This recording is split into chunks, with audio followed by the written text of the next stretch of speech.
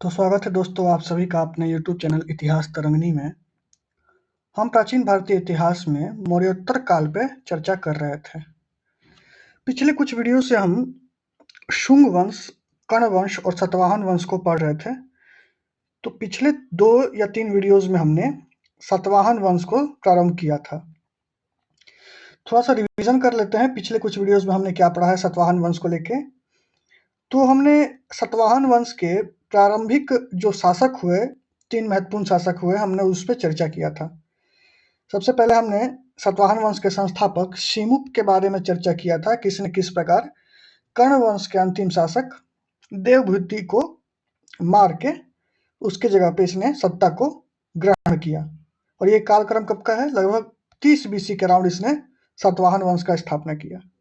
हमने इनके प्रारंभिक यानी मूल निवास स्थान पे भी चर्चा किया था कि इनका जो प्रमुख नगर था वो वर्तमान महाराष्ट्र के औरंगाबाद के क्षेत्र में जो प्रतिष्ठानपुर है, प्रतिष्ठानपुर या पैठन इनकी प्रमुख राजधानी रही होगी, क्योंकि वहां से हमें इनके बहुत सारे अभिलेख मिलते हैं। महाराष्ट्र के नासिक के क्षेत्र से, पुणे के क्षेत्र से हमने चर्चा की थी कि अभिलेख मिले थे, और बहुत सारे सिक्कों का ढेर मिला हमें इस क्षेत्र से। हालांकि इन्हें पुराणों में और महाभारत में जितने भी भारतीय स्रोत हैं वहां इन्हें अधिकतर आंध्र जातीय या आंध्र भृत के रूप में इन्हें वर्णित किया गया है।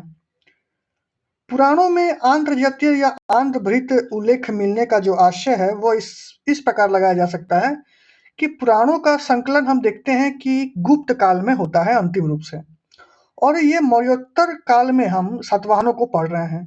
यानी कि जिस समय पुराणों का संकलन हो रहा था उस समय तक सातवाहनों का जो साम्राज्य था वो संकुचित होकर आंध्र प्रदेश के आसपास के क्षेत्र में रह गया होगा, और जब पुराणों का संकलन हो रहा था तो उस समय इन्हें आंध्र जातीय या आंध्र भृत कहा गया। मनुस्मृति में, महाभारत में इन्हें अनार्य या मलेच्छ भी कहा गया है। और इसके पीछे जो इतिहासकारों ने तर्क दिया है वह यह है कि जिस प्रकार शिमुक ने अपने स्वामी, जिसका ये सचिव था, कर्ण वंश का अंतिम शासक देवभूति को मार के इसने सत्ता को ग्रहण किया था, और इस निंदनीय कार्य को दिखाने के लिए इसे अनार्य या मलेच्छ के रूप में वर्णित किया गया है कुछ स्रोतों में, जैसे मनुस्मृति और महाभारत की हमने चर्चा की थी। इसके पश्चात हमने देखा था कि शिमुक के पश्चात चूंकि इसका पुत्र सातकर्णी प्रथम एक अल्पवयस्क या अवयस्क बालक था, इस कारण से शिमुक का भाई, छोटा भाई कृष्ण शासन सत्ता को ग्रहण करता है, और 18 वर्षों तक चर्चा मिलती है कि इसने शासन भी की। और 18 वर्षों के पश्चात शिमुक का पुत्र सातकर्णी प्रथम सातवाहन वंश का शासक बनता है, और यह एक मजबूत और महत्वाकांक्षी शासक था जिसे सातवाहन वंश के वास्तविक संस्थापक के रूप में भी देखा जा सकता है। किंतु सातकर्णी प्रथम के अंतिम दिनों में जब सातकर्णी प्रथम की मृत्यु हो जाती है तो इसके 2 पुत्रों की हमें चर्चा मिलती है, ठीक है, वेदश्री और शक्तिश्री। तो ये दोनों अवयस्क बालक थे, इसलिए सातकर्णी प्रथम की जो पत्नी थी नागनिका, इसने शासन सत्ता को संभाला और यह संरक्षिका बन के शासन को चलाती है। और यह भारतीय इतिहास में पहली बार होता है कि कोई महिला संरक्षिका बन के शासन सत्ता को संभाल रही थी, और इसके संबंध में उल्लेख हमें मिलता है पुणे से प्राप्त नानाघाट अभिलेख से। हमने नानाघाट अभिलेख के ऊपर भी चर्चा किया था कि नानाघाट अभिलेख प्राकृत भाषा में लिखी हुई अभिलेख है जो कि महाराष्ट्र के पुणे से मिलता है, और इसकी लिपि क्या थी? ब्राह्मी लिपि थी, ठीक है, ब्राह्मी लिपि में लिखा गया अभिलेख है। नाने घाट का भी मतलब हमने कहा था कि नाने का मतलब होता है सिक्का और घाट का मतलब होता है दर्रा।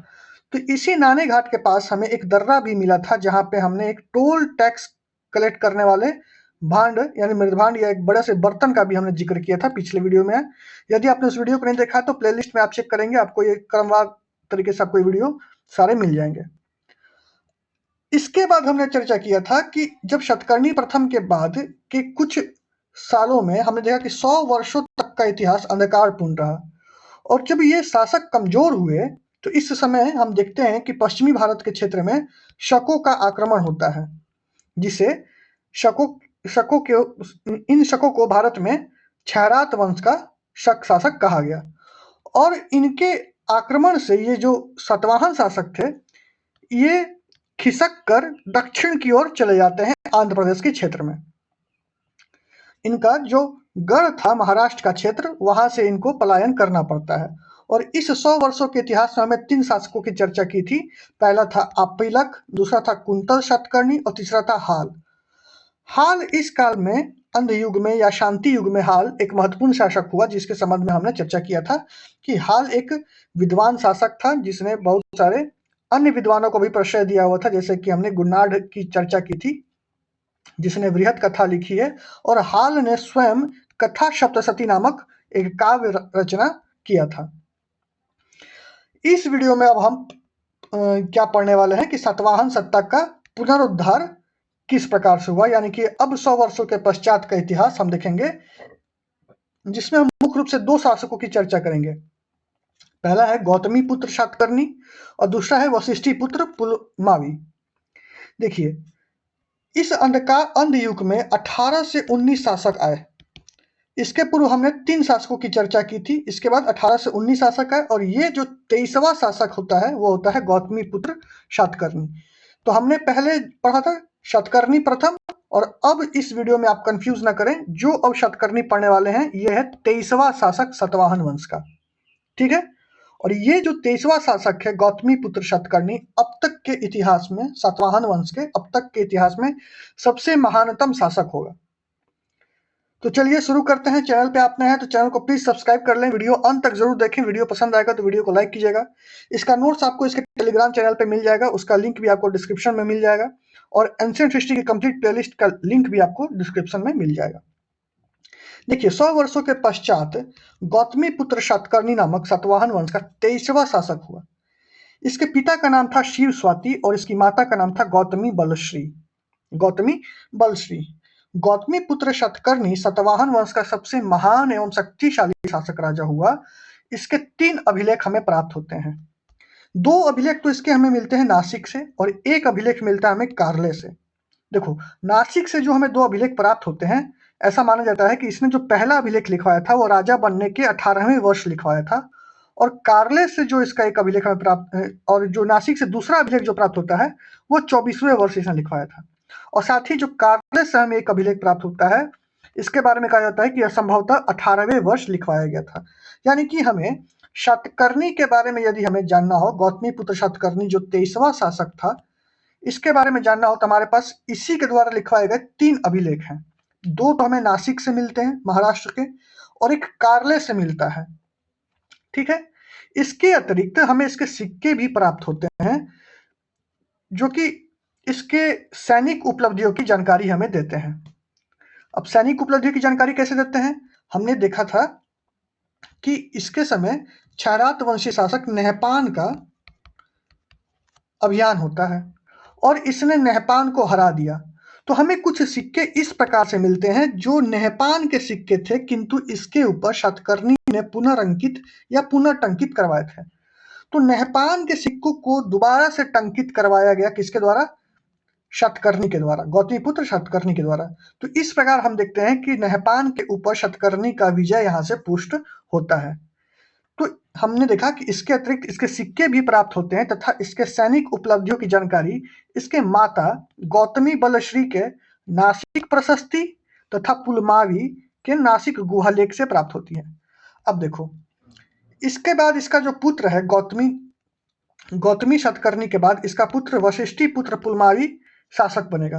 तो पुलमावी के द्वारा भी एक नासिक में गुहालेख लिखवाया गया था, वहां से भी इसके पिता यानी सातकर्णी के बारे में हमें जानकारी प्राप्त होती है। देखिए, सातकर्णी जो 23वां शासक है सातवाहन का, इसने सत्ता धारण करने के पश्चात 16 वर्षों तक अपने सेना को संगठित किया, मजबूती प्रदान किया, आर्थिक मजबूती इसने बनाई, और इसके पश्चात इसने सत्ता धारण करने के 17वें वर्ष शकों पे अभियान कर दिया। और शकों पे अभियान करने का इसका जो उद्देश्य था वो यह था कि इन 100 सालों में जितने भी क्षेत्र या प्रदेश शकों ने सातवाहनों से छीने थे, उन्हें यह दोबारा प्राप्त करना चाहता था, और इस उद्देश्य से सातकर्णी ने शकों पे अभियान कर दिया। सातकर्णी ने क्षयरात वंश के शासक नहपान को, और तथा इसका जो दामाद था और पूना का गवर्नर था उशावदात, उसे भी इसने हराया। कहीं उषावदात मिलता है, कहीं ऋषभदत्त मिलता है। तो सतकर्णी ने जब अभियान किया शकों के ऊपर, तो उस समय किस शासक के ऊपर इसने अभियान किया? तो छैरात वंश का शासक नहपान था। और अभी हमने चर्चा की कि नहपान के जो सिक्के थे उसे पुनर्टंकित करवाया गया था सतकर्णी के द्वारा, और जिससे कि यह पुष्ट होता है कि सतकर्णी का विजय हुआ था नहपान के ऊपर। और इस युद्ध में नहपान तथा इसका दामाद उषावदात दोनों मारे गए थे। सतकर्णी ने नहपान को गोवर्धन नामक स्थान पर हराया था। अब देखो, नहपान से इसने कहाँ युद्ध किया? नासिक के पास गोवर्धन नामक स्थान के पास युद्ध किया था, और उषावदात के पास इसने पुणे में युद्ध किया था और उषावदात को पुणे में हराया था।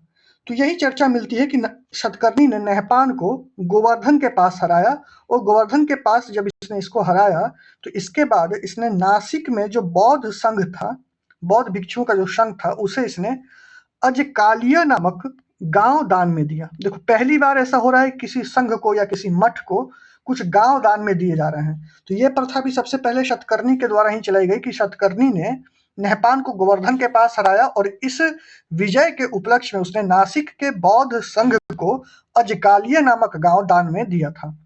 और इसी के पश्चात इस विजय के उपलक्ष्य में ही सतकर्णी ने वेण कटक की उपाधि भी धारण की थी। जैसे कि वेण गंगा, आपने नाम सुना होगा नदी का, वेण गंगा के क्षेत्र को इसने जब विजिट किया तो इसी के उपलक्ष्य में सतकर्णी ने वेण कटक नामक उपाधि भी धारण की।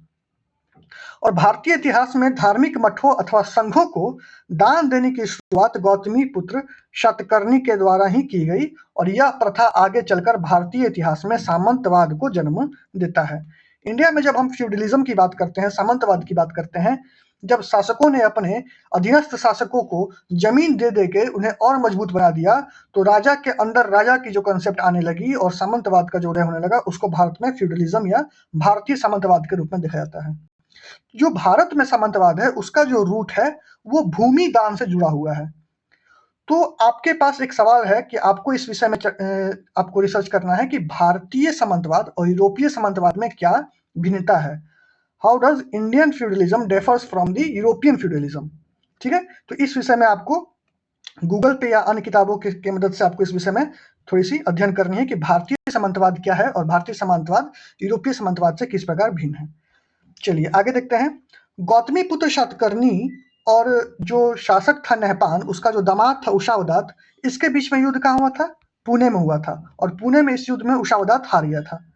जिस प्रकार हमने देखा था गौतमी पुत्र ने नहपान को हराने के पश्चात अजकालिया नामक जो गांव था उसे दान किया था, और इसी प्रकार उसने उषावदात को भी हराने के बाद कार्ले के भिक्षुओं को अर्जक नामक गांव प्रदान किया था।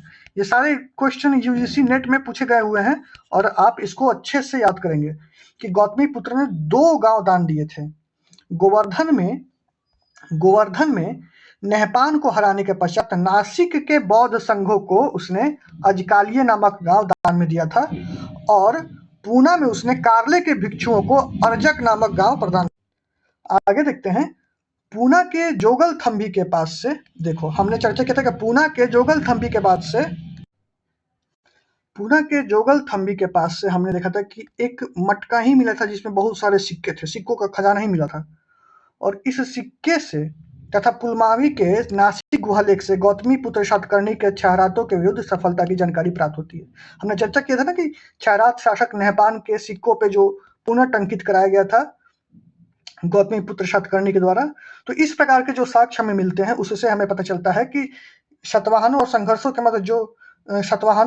शकों के मध्य जो संघर्ष हुआ था उसमें सतवाहनों ने विजय प्राप्त किया था शकों के ऊपर। और इसी पुलमावी के नासिक गुहालेख से हमें पता चलता है कि गौतमी ने शकों के ऊपर, पहलवों के ऊपर, यवनों के ऊपर भी विजय प्राप्त किया था। नासिक प्रशस्ति से पता चलता है कि विंध्य पर्वत के दक्षिण के संपूर्ण क्षेत्र पर गौतमी पुत्र सतकर्णी का अधिकार हो गया था। कहा जाता है कि गौतमी पुत्र के जो घोड़े थे उसने तीनों समुद्रों के पानी को पिया था, यानी कि अरब सागर, बंगाल की खाड़ी और हिंद महासागर को उसने अपने साम्राज्य विस्तार करके अपने साम्राज्य की सीमा को इतने बड़े से क्षेत्र में फैलाया था। यानी कि इसका जो साम्राज्य था वो तीनों समुद्र तटों को छूता था। और इस संदर्भ में एक लेख मिलता है कि त्रिसमुद्र तोय पितावाहन, यानी कि इसके घोड़े ने तीनों समुद्रों के पानी को पिया था। तो यहाँ तक हमने देखा कि किस प्रकार सातकर्णी प्रथम ने अपने साम्राज्य को काफ़ी बड़ा विस्तार दिया। यानी कि प्रारंभिक काल में जो 3 शासक हुए, उसके पश्चात हमने देखा कि 100 साल का इतिहास अंधकारपूर्ण रहा। उसके पश्चात हमने देखा जब गौतमीपुत्र सातकर्णी जो 23वां शासक हुआ, जब वो शासक बनता है, तो उसके नेतृत्व में सातवाहन सत्ता का पुनरुद्धार होता है और यह पुनः इसका प्रकाश युग अस्तित्व में आता है। तो इस वीडियो में हम यहीं तक रखते हैं। अगले वीडियो में हम वशिष्ठिपुत्र पुलमावी के बारे में अध्ययन करेंगे और कुछ छोटे कंसेप्ट्स हैं इस संदर्भ में, इसके सामाजिक और आर्थिक स्थिति को लेके या सामंतवाद को लेके, इसके विषय में हम अगले ही वीडियो में चर्चा कर लेंगे। वीडियो आपको पसंद आता है तो वीडियो को प्लीज़ लाइक कीजिए, अपने दोस्तों में शेयर कीजिए। कोई डाउट या कमेंट है तो आप उसको क्वेरी है तो उसको कमेंट सेक्शन में आप कमेंट कीजिए, मैं उसको वहाँ पे सॉल्व कर दूंगा। मिलते हैं अगले वीडियो में, तब तक के लिए धन्यवाद। जय हिंद।